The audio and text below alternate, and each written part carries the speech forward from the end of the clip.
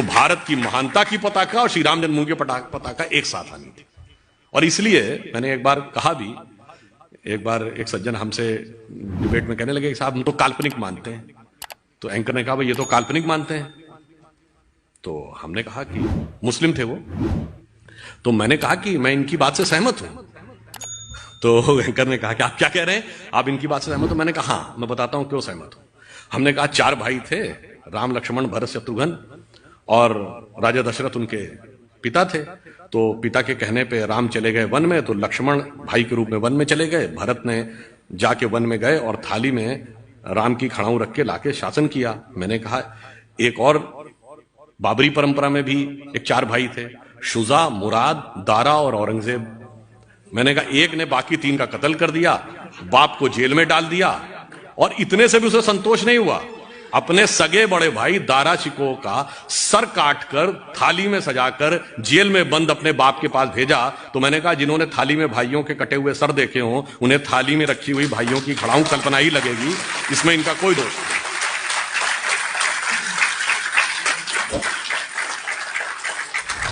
इसलिए मैंने यह कहने का प्रयास किया कि ये जो बदलाव है वो किस चीज, और मैं कहता हूं भाई आप किसी मजहब पंथ को मानने वाले हो, ये बता दो घर में क्या चाहते हो। बुढ़ापे में तुम जेल में हो और एक भाई 3 को काट चुका हो, या आपके एक वचन की रक्षा के लिए आपके बेटे कुछ भी करने को तैयार हो। वैसे ऑन द लाइटर नोट, थोड़ा विषयांतर पे जाते हुए, हमारे जितने भी धर्म ग्रंथ है ना, इनके अंदर बहुत गहरा तत्व छुपा हुआ है। शायद आप में से कभी किसी ने ध्यान दिया, क्योंकि उसके लिए बहुत सूक्ष्म बुद्धि की आवश्यकता होती है। ये भगवान राम 4 ही भाई क्यों थे? 3 या 5 भी तो हो सकते थे। हमारे हर चीज का रीजन है। 4 भाई किस बात के प्रतीक हैं? 4 पुरुषार्थ, धर्म, अर्थ, काम, मोक्ष। श्री राम धर्म के प्रतीक हैं, लक्ष्मण जी काम के प्रतीक हैं, मोक्ष के प्रतीक भरत है, और अर्थ के प्रतीक शत्रुघ्न है। इसीलिए लक्ष्मण ही वन में क्यों गए राम के साथ?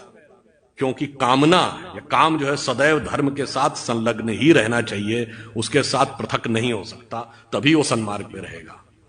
और भरत ने ही खड़ाऊ रख के शासन क्यों किया? क्योंकि मोक्ष प्राप्त करने के लिए अंतर की यात्रा करनी है, एक प्रतीक को भी सामने रख के आप वह यात्रा कर सकते हैं। और शत्रुघ्न अयोध्या में ही क्यों रहे? क्योंकि अर्थ राजधानी से बाहर नहीं जा सकता, इसलिए वो वहीं पर रहेंगे।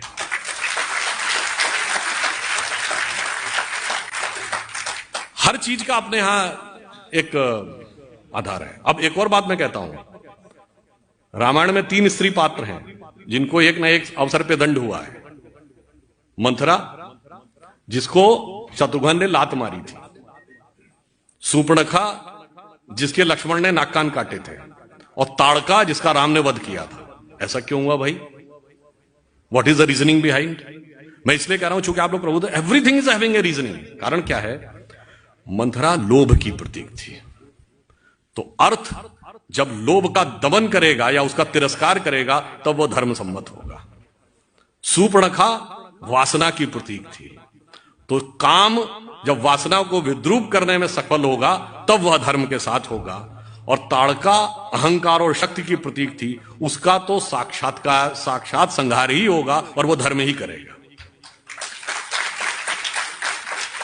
इसीलिए आपने शायद कभी ध्यान न दिया हो, राम रावण का संघर्ष होता है तो रावण के 10 ही सिर क्यों थे? 5 या 15 क्यों नहीं? 20 या 25 क्यों नहीं? और एक सिर कटता था, दूसरा काहे उगाता था? उसका कारण यह है। और अगर रावण के 10 सिर थे तो रावण का नाम दशानन क्यों था? 10 मुख वाला। उसको 10 शीश, 10 ग्रीव, 10 कंधर, दशोदर कुछ भी कह सकते थे। उसका कारण यह है कि 10 की संख्या के पीछे लॉजिक यह है कि हमारे शरीर में 10 इंद्रियां होती हैं। दशानन यानी 10 इंद्रियों की बहिर्मुखी पिपासा, the extrovert tendency of all the 10 senses. और जब भगवान एक सर काटते थे दूसरा उगाता था, इसका मतलब किसी इंद्रिय की एक इच्छा पूरी करिए, immediately it gets replaced by other, even God can not stop it. इसलिए राम उस रावण को मारने यानी धर्म का तत्व उस 10 इंद्रियों की बहिर्मुखी पिपासा को नष्ट करता है, पर वो उत्पन्न कैसे होता है? राम के पिता क्या नाम है? जब दसों इंद्रियों को रथने की क्षमता आती है तो हृदय में वह तत्व उत्पन्न होता है जो दसों इंद्रियों की बहिर्मुखी पिपासा को नष्ट करता है। इसलिए रामायण की कथा हमारे अंदर भी घटित होती है। तो मैंने सिर्फ इसलिए थोड़ा विषयांतर में जाके आपसे कहा कि राष्ट्र के विकास की पताका हो या हमारे अंदरूनी अनुसंधान की पताका, दोनों में राम जन्मभूमि का एक इंपॉर्टेंट महत्व है। और हमने आने के बाद देश में यह एक बड़े बदलाव के लिए का एक बदलाव शुरू हो रहा है, जिसे समझने के लिए सूक्ष्म दृष्टि चाहिए। और मैं ज्यादा समय न लेते हुए यह कहना चाहूंगा कि आप सभी प्रबुद्ध हैं। आपकी भूमिका इसमें क्या होनी चाहिए? अक्सर क्या होता है कि हम भी, हमारे माताजी पिताजी दोनों टीचर थे कॉलेज में, हम लोग बहुत सारे डिस्कशंस होते थे, उनके साथी लोग आते थे सब, पर डिस्कशन होता था, ज्यादा एक्शन क्या आ जाता था, भाई ये सब राजनीति तो बेकार का क्षेत्र है, हमें इससे क्या मतलब है। तो यदि हमारे जीवन का यही उद्देश्य है कि हमने अच्छी शिक्षा प्राप्त की और उसके बाद एक अच्छा जीवन यापन किया और उसके बाद हमारा जीवन समाप्त हो गया, तो मुझे लगता है यह जीवन की सार्थकता नहीं हो सकती। जिसमें अकबर इलाहाबादी एक बड़े शायर हुए, उनका एक शेर है कि क्या करें अहबाब क्या कारे नुमाया कर गए, क्या कहें अहबाब क्या कारे नुमाया कर गए, ग्रेजुएट हुए, नौकर हुए, पेंशन मिली और मर गए। तो अगर हमें आगे बढ़ना है, तो मैं जहां से मैंने प्रारंभ किया था कि प्रबुद्ध शुद्ध भारतीय, तो आपने भारतीयता को समझा, समझने की क्षमता भगवान ने आपको दी है। तो हमें आगे बढ़कर क्या करना है, यह ध्यान रखना है कि आचार्य चाणक्य ने कहा था, इस राष्ट्र को उतनी क्षति दुर्जनों की दुर्जनता से नहीं हुई है जितनी सज्जनों की निष्क्रियता से हुई है। तो सकारात्मक सक्रियता अत्यंत आवश्यक है, और वो इसलिए भी आवश्यक है क्योंकि ये सिर्फ कोई राजनीतिक विषय नहीं है, ये देश के अंदर बड़े परिवर्तन और एक नए भविष्य के निर्माण का विषय है। और ये भी आप बात समझिए, ये तय है। जैसा कि अभी जो संचालक महोदय थे, उन्होंने एक बात बताई थी, तो मैंने उस बात को रिपीट किए दे रहा हूं जो आपने कहा था। क्यों तय है ये? एक जमाने में इंडिया वर्ल्ड का पावर सेंटर था। 2500 साल पहले जब हमारा डिक्लाइन शुरू हुआ तो पावर सेंटर किधर शिफ्ट हो गया? इंडिया के बाद किंग डेरियस ऑफ पर्शिया, आज का ईरान, वेस्ट की तरफ शिफ्ट हो गया। उसके बाद जब पर्शिया का डाउनफॉल हुआ तो बगदाद का एम्पायर आया, मेसोपोटामिया। उसका डाउनफॉल हुआ तो टर्किश एम्पायर आया। जब टर्किश एम्पायर का डाउनफॉल हुआ तो रोमन एम्पायर आया। यानी देखिए वेस्ट की तरफ शिफ्ट होता जा रहा है। रोमन एम्पायर का डाउनफॉल होया तो दुनिया में पुर्तगाल और स्पेन का जमाना आया। जब पुर्तगाल और स्पेन का वक्त खत्म हुआ तो ब्रिटेन और फ्रांस का जमाना आया। और जब ब्रिटिश एम्पायर डाउनफॉल हुआ तो अमेरिका का जमाना आया। अमेरिका में सबसे ज्यादा prosperous West Coast, San Francisco, Los Angeles belt, फिर जापान का जमाना आया, फिर tigers of Asia Pacific, Hong Kong, Singapore, Taiwan, Macau का जमाना आया। अब चीन का जमाना है। अब अगला जमाना कहां है ये आप समझ लीजिए, इसमें किसी भी प्रकार का संशय नहीं है। अच्छा, वो जमाना लाएगा कौन, ये भी समझ लीजिए। 1 जनवरी सन 1901 जब 20वीं सदी का पहला सूरज इस धरती पे उगा तो इस देश में किसकी सरकार थी? अंग्रेज की। 1 जनवरी 1951 में इस देश में किसकी सरकार थी? कांग्रेस की। और 1 जनवरी सन 2001 को जब 21वीं सदी का पहला सूरज उगा तो इस देश में किसकी सरकार थी? अटल जी के नेतृत्व में हमारी, और अगले दशक में मोदी जी के नेतृत्व में पूर्ण बहुमत की। मतलब साफ है कि 19वीं सदी अंग्रेज की थी, 20वीं सदी कांग्रेस की थी, 21वीं सदी भारतीय जनता पार्टी। तो अब आप ये मान लीजिए कि एक तो आपको पूरे अर्थ के रोटेशन से समझ में आ गया कि वक्त हमारा ही आने वाला है, और उस आने वाले वक्त में हमें कौन ले जाने वाला है यह भी आप अच्छी तरह समझ लीजिए। और कैसे, इसमें एक बात और अंत में जोड़ देता हूं। देखिए कई बार क्या होता है, कितना भी आप बौद्धिक डिस्कशन कर लीजिए और आप पढ़ लीजिए, जब तक आप साक्षात नहीं देखते आपको विश्वास नहीं होता है। गीता का इतना बड़ा उद्देश्य भगवान कृष्ण ने दिया, तो क्या अर्जुन को उसके बाद भी कॉन्फिडेंस आ गया था? अर्जुन ने समझा महाराज वो तो ठीक है, मगर कैसे इनको जीत पाऊंगा मैं? तो भगवान ने विराट रूप दिखाया था और कहा था देखो ये तय है, तुम्हें शासन करना है और ये भूमि पे पड़े होंगे। तो अर्जुन ने कहा महाराज जब ये तय है तो फिर काहे बात का खून खराबा करना, आप पलक झपकाइए, मैं यहां बैठा हूंगा और ये नीचे होंगे। तो भगवान कृष्ण ने कहा तय तो है, मगर मिलेगा कर्म के सिद्धांत के अनुसार ही।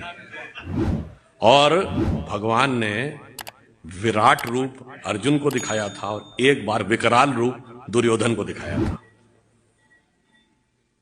वो भी मैं संदर्भ में बता देना चाहता हूं। आजकल बहुत चर्चा होती ना कि हिंदुत्व मतलब बोको हराम, ISIS, और हिंदुत्व अलग है। इसके व्याख्यान करता, प्रवचन करता बहुत सारे उत्पन्न हो गए।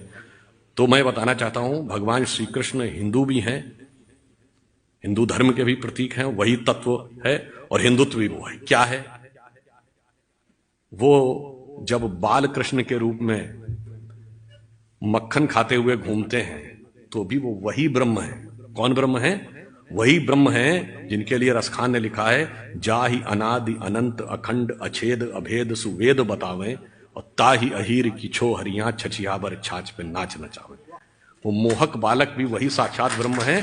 और जब अन्याय होता है, अन्याय क्या था कि जब दुर्योधन के पास प्रस्ताव लेके भगवान कृष्ण गए तो उन्होंने कहा पांडवों की तरफ से कि न्याय तो कहता है कि मुझे आधा राज्य दो, पर 5 गांव भी दे दो तो मैं शांति से बैठ जाऊंगा।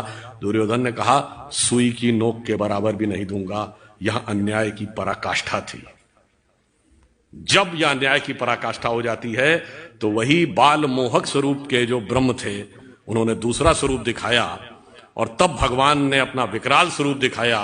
उन्होंने दुर्योधन से कहा, देख, दिनकर ने अपनी कविता में लिखा है, दृगहो तो दृश्य अकांड देख, मुझमें सारा ब्रह्मांड देख, नभ में ये कुंतल जाल देख, पग के नीचे पाताल देख, गत और अनागत काल देख, मेरा स्वरूप विकराल देख। तो हिंदू धर्म में यह भी है, हिंदू धर्म में यह भी है। कब होता है? जब सुई की नोक के बराबर भी हमें न्याय ना दिया जाए। ये कब हुआ? मैं उदाहरण भी बता देना चाहता हूं सारे लोगों को बताने के लिए। 1986 शाबानो केस, सुप्रीम कोर्ट का जजमेंट पलट दिया जाता है। क्यों? तत्कालीन भारत सरकार ये स्टैंड लेती है कि मजहबी मामला है, मजहबी मामले में कोर्ट का दखल सुई की नोक के बराबर भी नहीं होगा। अगर कुछ कह दिया तो पार्लियामेंट संशोधन करके पलट देगी। और अगले वर्ष जब श्री राम जन्मभूमि का विषय आता है तो कहते हैं भगवान कहां पैदा हुए, इसमें तुम्हारा सुई की नोक के बराबर दखल नहीं होगा। अदालत में साबित करना पड़ेगा, कागज और सबूतों पे साबित करना पड़ेगा। और इतना ही नहीं था, यह भी साबित करना पड़ेगा कि यही अयोध्या थी कि नहीं। यह भी साबित करना पड़ेगा कि राम भी हुए थे कि नहीं, या उनके एक नेता ने बोला था 10,000 कमरे थे तो इसमें हुए थे कि नहीं। यह वह अन्याय की पराकाष्ठा थी। इसलिए फिर वह हिंदुत्व भी दिखाना पड़ता है। और ऐसा नहीं कि यह कोई 100 साल पुरानी बात है। यह भी मैं कह देना चाहता हूं, यह तो छत्रपति शिवाजी महाराज ने हिंदवी स्वराज्य और हिंदू पद पातशाही स्थापित किया था, और जिसके लिए कविराज भूषण ने लिखा था, वो कहते ना हिंदुत्व शब्द पहले नहीं, उन्होंने लिखा, राखी हिंदुवानी हिंदुआन का तिलक राख्यो, स्मृति पुराण राखो वेद धुन सुनी में, और शाही के सपूत शिवराज शमशीर तेरी, दिल्ली दलदाब के दीवाल राख्यो दूनी में। आजकल होते तो शायद उनको कहना पड़ता इटली दलदाब के दीवाल राख्यो दूनी में। खैर, मैं अंत ये करके कहने का प्रयास करूंगा कि जब भगवान ने विराट स्वरूप दिखाया तो दिखा दिया था ना कि यह तय है। मगर अर्जुन से क्या कहा? बस कर्म करो, तय तो यह है। उसी प्रकार से भारत का भविष्य तय है। भारत का भविष्य किस रास्ते से जाना वो भी तय है। बस आपको क्या करना है, सही चीज पे उंगली की दिशा तो भगवान ने दिखा दी है, आपको अब उस उंगली का सही प्रयोग करना है।